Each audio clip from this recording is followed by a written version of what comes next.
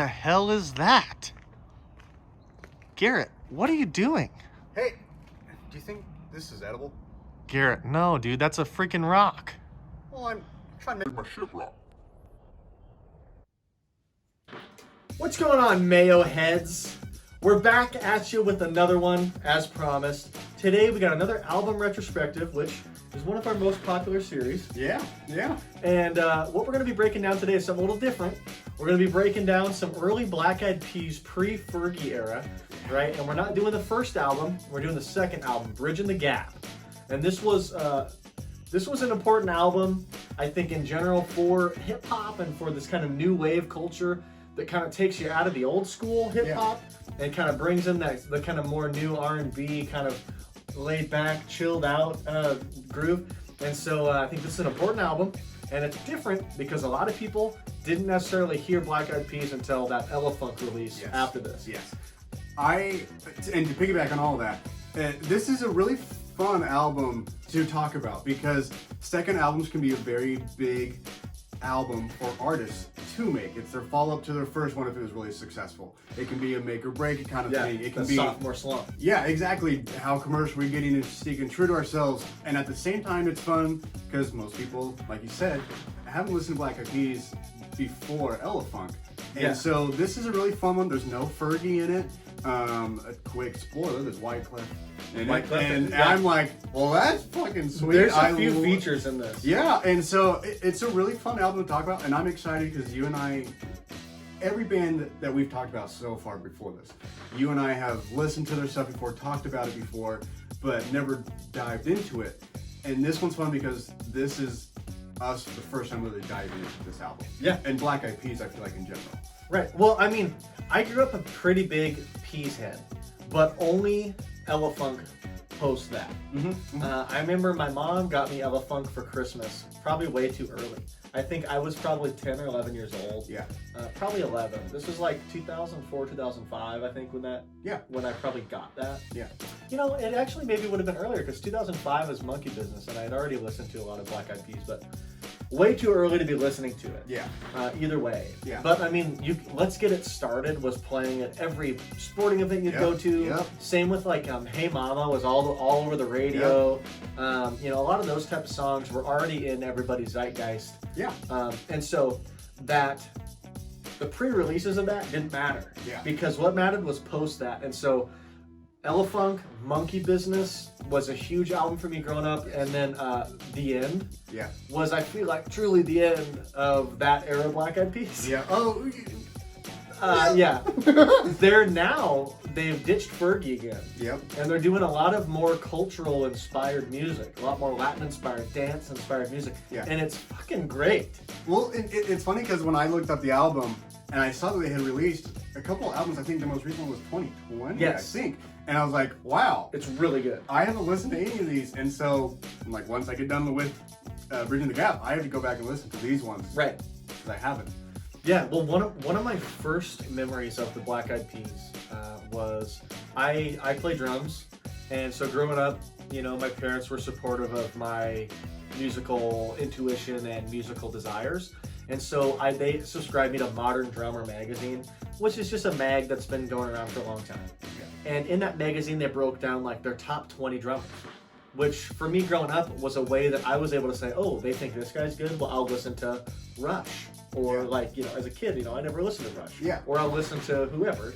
And they're like number 20 drummer, like their last of their list, but still great, was the current touring drummer for the Black Eyed Peas. No and I remember thinking like, well, I don't really see how on Ella Funk that makes sense. Yeah. But now going back and listening to this, even on the studio, you can tell there's a lot of fantastic drumming going on, fantastic musicianship through their first few albums. Well, it's really fun. It kind of just start naming a song. At the end of Weekend, they just kind of break down into this really cool instrumental part. There's this really sexy guitar part that's just playing the melody, and I was like, wow. Every album kind of, especially the end. That's the more electronic, start of the kind of electronic Black Eyed Peas. Yeah, and so I mean, like I can think of like when I was younger, one of my favorite songs by them was now I can't remember. Is it off the end? No. It's off Monkey Business? It's their biggest one. Pump It? Yeah, Don't Pump Lie It. There by we go, Humps. Pump It. And I mean, that one, is guitar, and you can tell it's a live band, but it's really cool because when I think of Black Eyed Peas, I think a lot more of the electronic stuff. Yes. And so it's really neat as another musician to hear, oh, listen to this really cool instrumental stuff. They're not just let's have fresh rhymes, fresh bars, like dope beats. It's right. Let's get in the studio and really kill it. And I think this album really shows that they were able to get into a studio and make something that is really still true to, I feel like, Black Eyed Peas. And they didn't need to say, we need a bunch of producers and a bunch of sound guys in here to do this. Well, so, okay, I'm happy to get into the weeds on the Black Eyed Peas in general, because it's important to preface this album with what they are and what they represent. Because the beauty of the Black Eyed Peas is that they have will.i.am at the center. Yes. And he is happy to do a bunch of the instruments, to do the production, to do a lot of it himself. So there was not too many cooks in the kitchen. And I think that's why they have such a great sound. It's not like they're a band that comes up with a bunch of stuff, they go to a studio, and the studio says, well, could you guys make it a little more like this? Because will.i.am is the studio. And so they were able to construct their own sound, and I think when you listen to this album, and really the first four Black Eyed Peas albums, the one that set this one up, Bridging the Gap, Ella Funk, and Monkey Business, they're very music heavy albums, musician albums, and they just are so modern. Even though they go back as far as the late 90s. They are so far away from like the Biggie Smalls. And they're so much more interesting and complex than the modern music at the time. So like they found a way to somehow make a sound that's still relevant. And part of it is what you're saying, where they do these little outros and interludes that are very like, that gives the musicians a time to shine. They'll break from like this real hip hop thing into like this more jazzy Latin thing. And they do these fun transitions where when you listen to it on like vinyl, it just flows right into the next song really well. And they did that all the way through Monkey Business.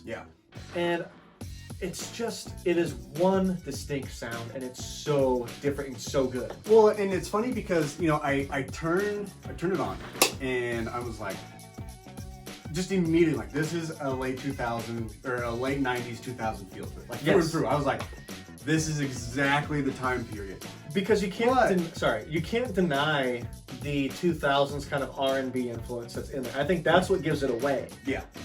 But it's just funny because I can hear that and think, wow, the 2000s, these were just fucking bangers. And you can read up on it, and they were playing these songs in clubs. I mean, even on their first album, Joints and Jam, they're like, that was played regularly in clubs. And I like how they kind of do in one of their songs, they kind of throw it in there real fast in the middle of the song. I do like that. But I'm listening to this album, and I'm like, this sounds 21 years ago. But still, today, sounds so incredibly, even ahead of its time still. Because you can turn on any hip-hop album that comes out today, and it doesn't sound this revolutionary. It's because it's inspiring musically. I think to an average listener, and this is not talking down to anybody, because everybody finds music in their own way. But to the average listener, maybe they just want what sounds modern and new. So maybe they would like more so like the end, the beginning, their newer kind of Latin Mamacita type stuff. Whereas to like a musician, this stuff is always fresh and it never gets old because they're melding so many things. You've got the three main guys, will.i.am, Taboo, Apple the App, and they're all bringing different influences together to form this real jazzy sense of the word. And jazz, surprisingly, I think is the best way to describe this, not even hip hop. Because it's jazz because they're innovating and they're melding and they're creating new. They're not just following a template. And to me, I mean, I had heard BEP Empire before. Because they referenced that in other songs. And I'd heard Bridging the Gap, the title song. Because those were, I think, probably the two hits. I hadn't really heard anything else off this, and I was so impressed, and it just flowed so well. I loved it. Well, and it's interesting because the one song that I knew off the album that I had heard before was actually Weekend. And it's funny because growing up, when the way that I was exposed to Black Eyed Peas, my aunt and uncle I'm 9 years younger than them. And so when I would go hang out with them, I'd sleep on the couch at my grandparents' house. And when I'd wake up every morning, they would be downstairs watching TRL. And that was all they would talk about. And my uncle is a hip hop dancer, and he's really good. He's backed up the dance with like Beyonce, Justin Bieber. Like, he's helped choreograph himself. He's phenomenal. And so it's really funny. Growing up, I listened to them, and my aunt and uncle would sit there and break down the dancing and like their music videos and all this stuff. And then to get to this point where I'm now a musician, I can respect it in another way.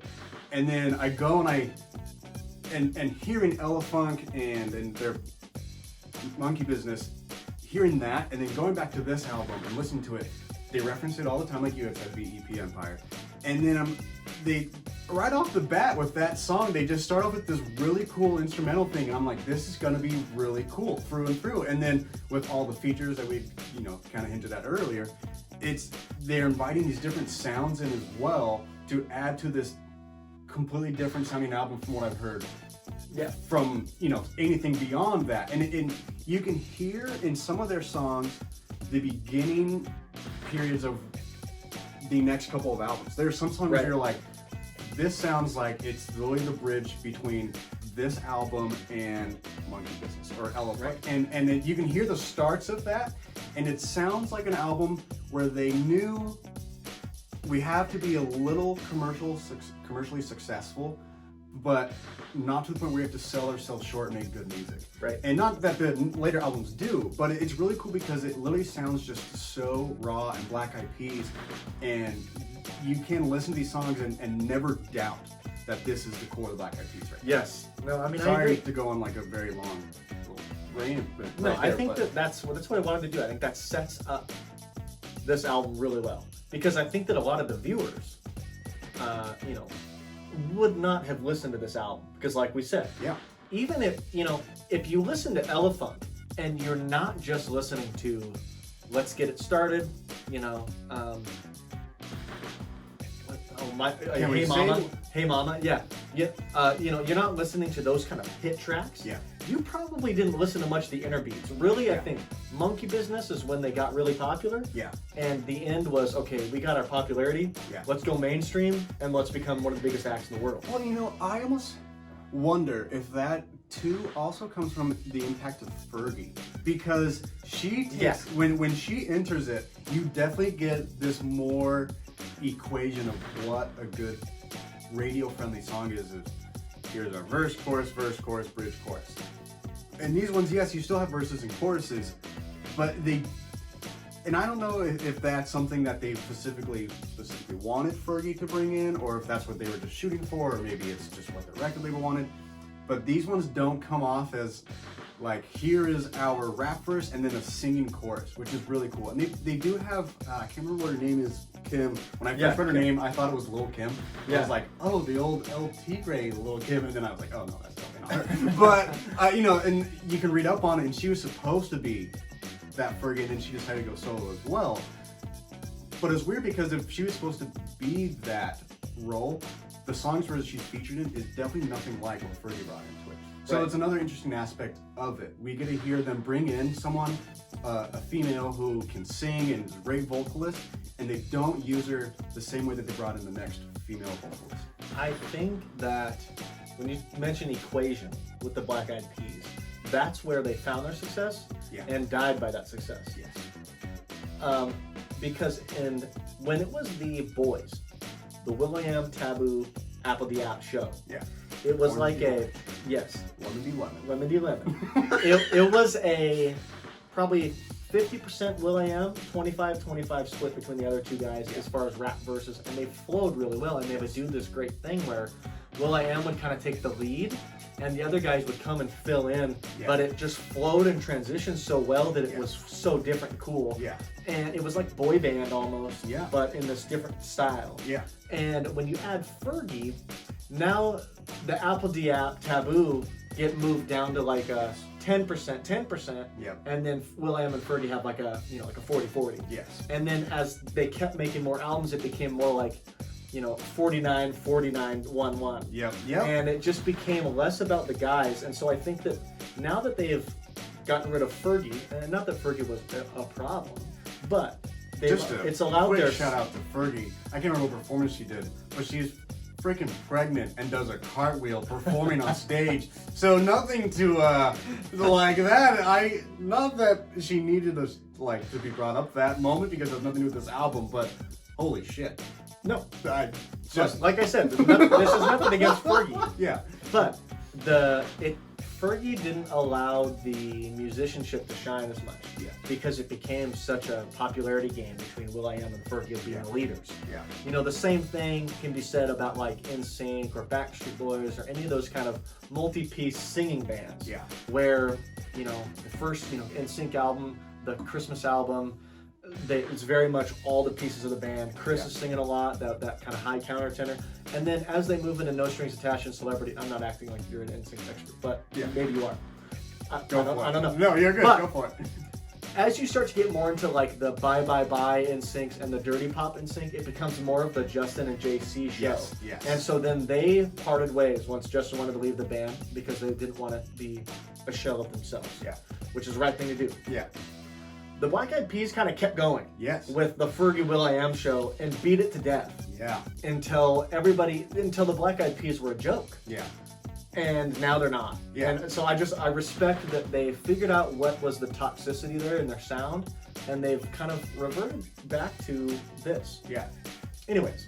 No, you're good. Well, and it's a great way of actually talking about their newer albums, which most people probably haven't listened to because they're not the commercial success that was with Fergie.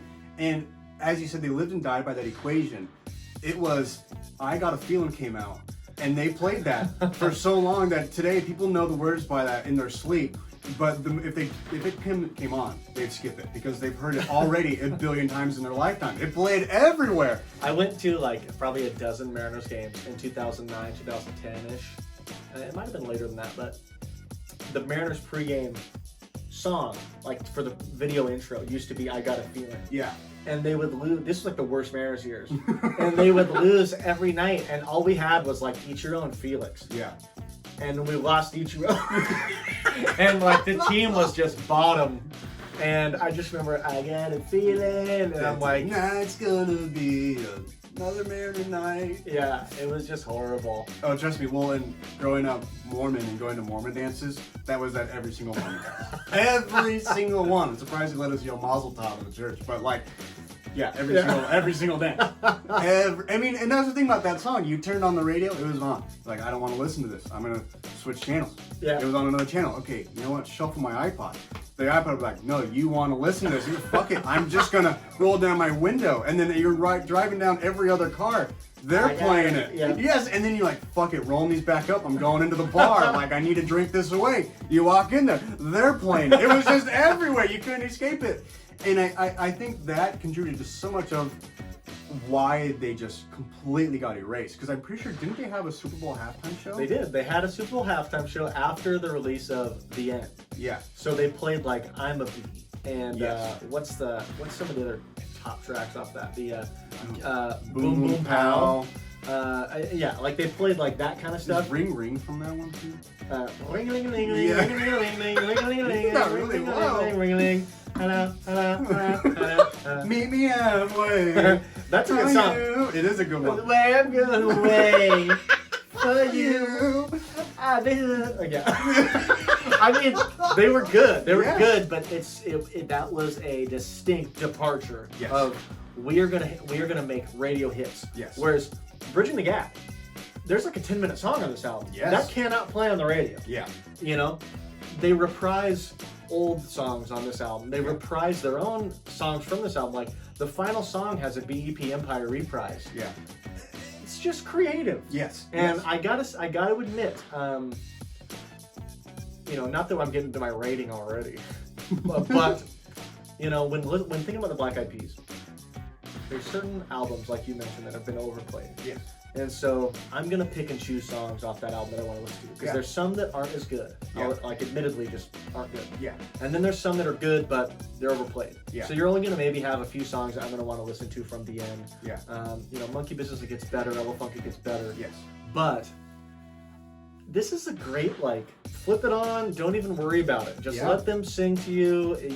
every song can be the same song, every song can be different, it doesn't matter. Yeah. Just let it play through, you're gonna be happy. Well, and that was my sense of it that I got is I'm listening to this and at times you can kind of get lost in what you're doing and just have it in the background, and it's fantastic. It's good. And like sometimes you can be like, oh, is this a different song? I was just gonna say that. They kept the same theme almost, it feels like, but each song is still so different and so familiar in the same way that the entire time I can imagine myself just hanging out with buddies listening to it, literally doing absolutely nothing listening to it, driving. I can hear some of these songs playing in a restaurant, a bar, a club, and I can only imagine how many 2,000 stoners were just like, yeah man, this song is great. Like, because I totally get that feel. It just feels like it's an album for anybody and everybody to turn on. Yeah. And is great through and through.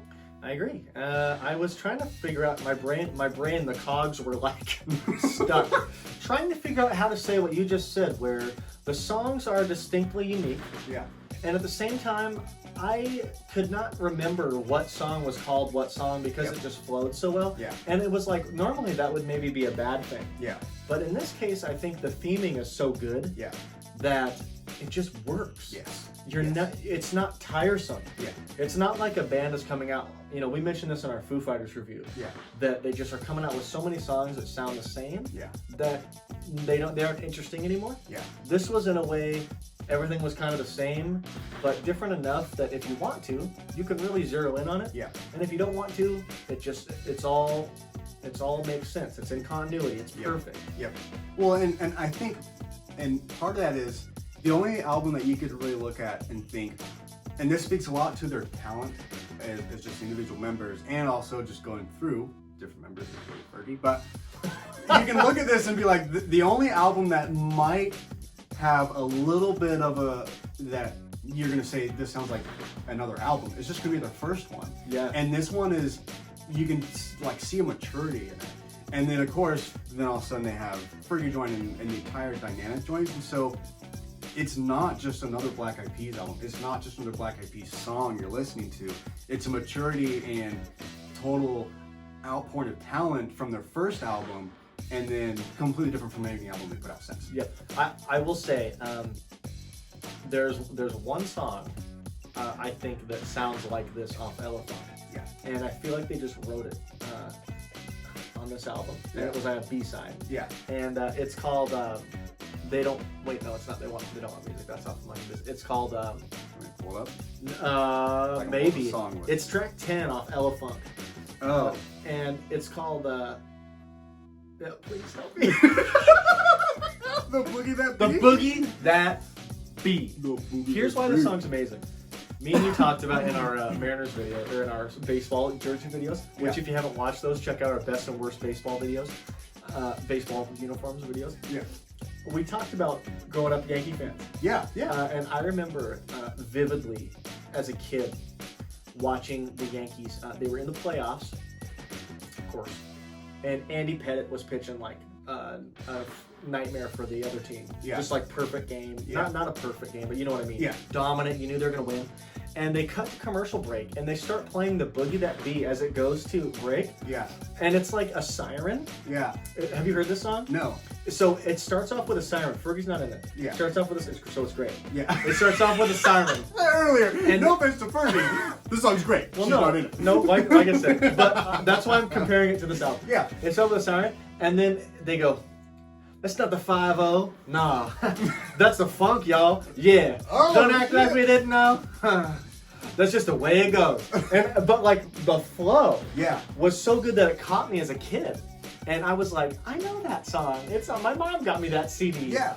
And I guess I'm just using this to illustrate that there's something different, that they struck gold with this flow. Yes. That like I keep trying to get at the fact that this supersedes hip hop at the time. Yeah. And it also supersedes jazz, blues. It's like the perfect combo of fusion Yes. that you can never recreate. Yeah. And they somehow found a sound that works in mainstream on TV for a Yankees game. Yeah. Even though like as if they were gonna play, Let's Get Retarded. Yeah. But it's just weird that they're gonna play the Boogie That Beat. Yeah. But who knows? Who knows? It's really fun because, oh shoot, I was gonna say something, and then you mentioned "Let's Get Retarded," and I was like, I fucking love that song. And no one ever knows it because they radio edited "Let's Get Started." I know. Shoot, it's gonna bug me now, but I can't remember it. Oh, this is what I was gonna say, and this talks to will.i.am's talent, and obviously everyone else as well, and how well they rap. But will.i.am being the main 50% of all these songs, is you can listen to these. And he's not doing anything over the top. He is not trying to rap really fast. He is not necessarily doing like the Mayo beat of just triple it, full, triple it, funny noise that Cardi B would make. And like he's like, it's so like straightforward, but so smooth and flows so well. And they can like, they almost break that fourth wall sometimes where they're like, other rappers are talking about murder and shooting people and all this like stuff, and he's like, we don't need to do that.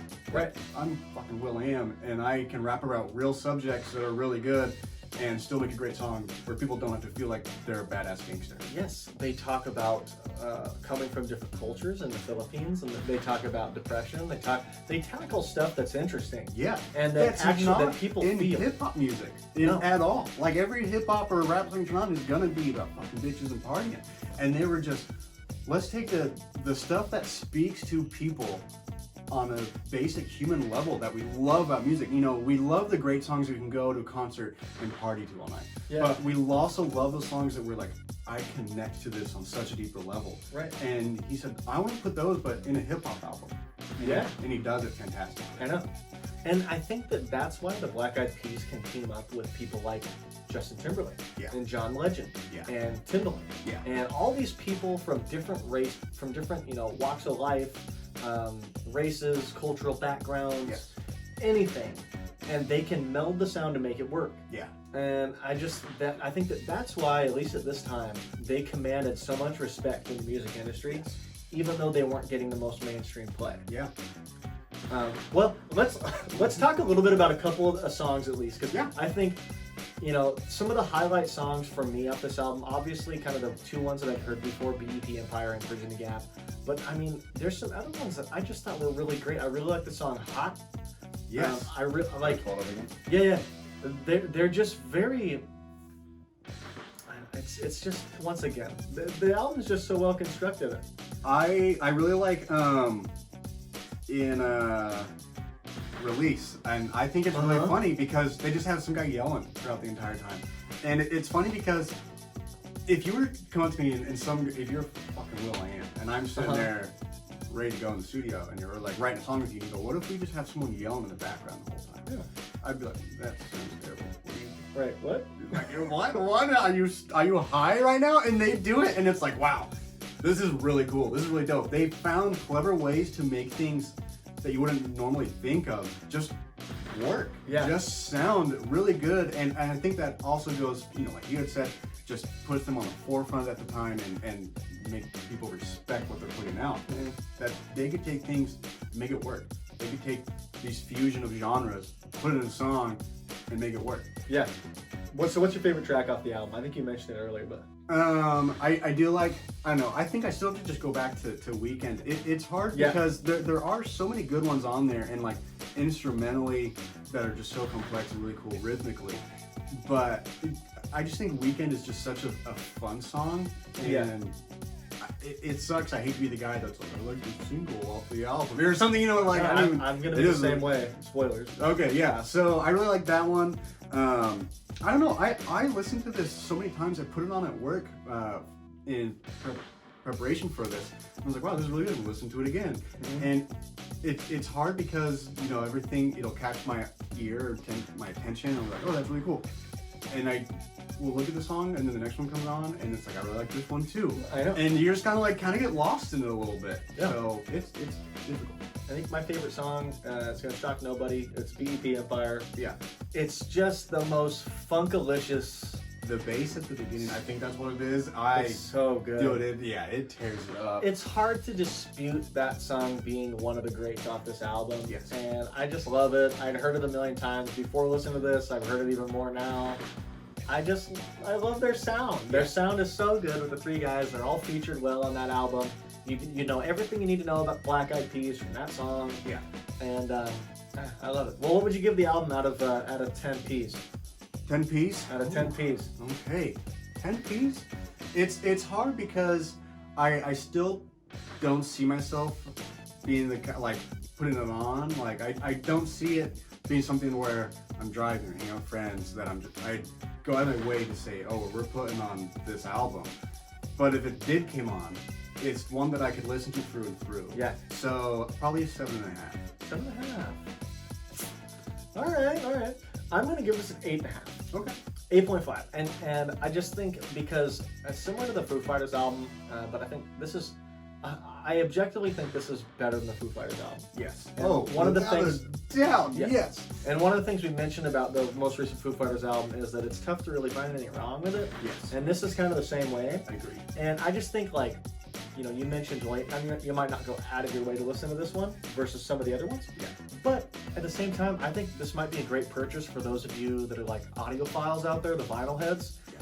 This is a great vinyl. Maybe I'm gonna look into getting this one because when you've got people over and you're kind of just either sipping wine or whatever, and you need something in the background, this is banging to be in the background because nobody has to zero in and say, "Oh, I love this song." Yes. Or they don't have to sing the song.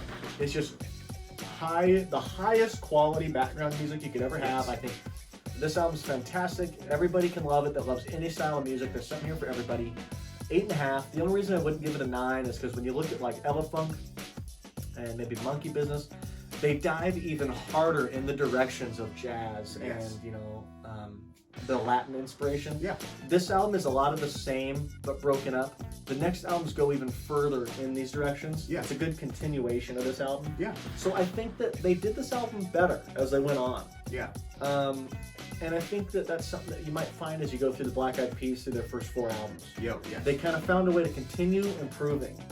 And I think this would fit in just right in between their first album and Elephant. Yeah. It's honestly... It bridges the gap. It bridges the gap. All right, guys. Well, let us know what you think about the album. Like I said, I'm not going to say I doubt that a lot of you guys have heard this one. Yeah. But there's a good chance that maybe you haven't given this one the full listen through. Maybe you've listened to the top song. But give this one a listen to. Let us know what you think. Turn it on in the background or whatever you're doing. Yeah. You'll love it. You'll love fantastic. it. You will love it. And let us know what you guys want us to review next. And guys, have a Mayo day. Have a great Mayo day. My shit rock.